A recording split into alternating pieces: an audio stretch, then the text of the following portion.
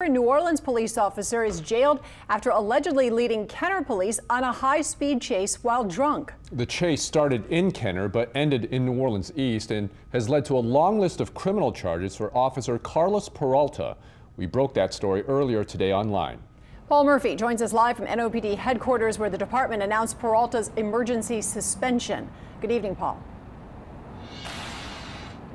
Good evening, Karen. Ton. Carlos Peralta is the third NOPD officer arrested on allegations of drunken driving in recent months. He is also facing a felony count for allegedly being on the wrong end of a high-speed pursuit from Kenner to New Orleans East, with speeds clocked at more than 110 miles per hour.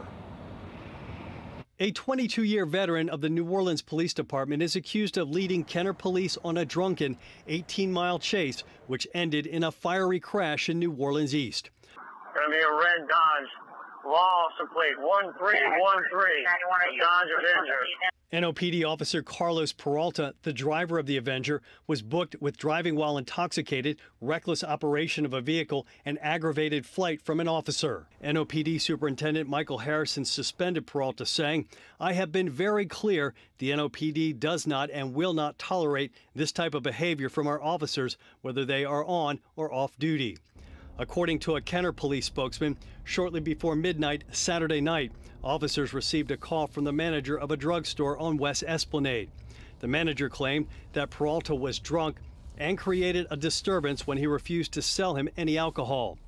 Police say Peralta sped away in a red Dodge Avenger that matched the description of a call from earlier in the evening about a driver swerving all over the roadway on Williams Boulevard just blocks away. Kenner PD pulled the off-duty Peralta over into a Walmart parking lot near West Esplanade and Loyola.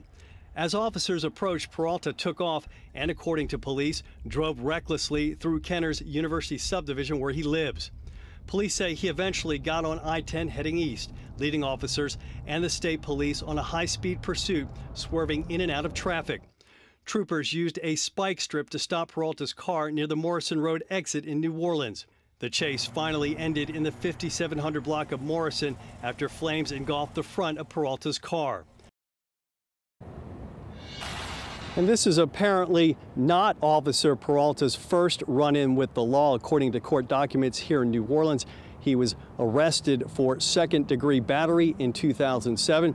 He also faced second-degree rape charges in 2008 and 2010. Prosecutors dropped each of those cases. Peralta remains in the Jefferson Parish Correctional Center tonight. His bond was set at $31,500. We're live outside NOPD headquarters in Mid-City. Paul Murphy, Eyewitness News.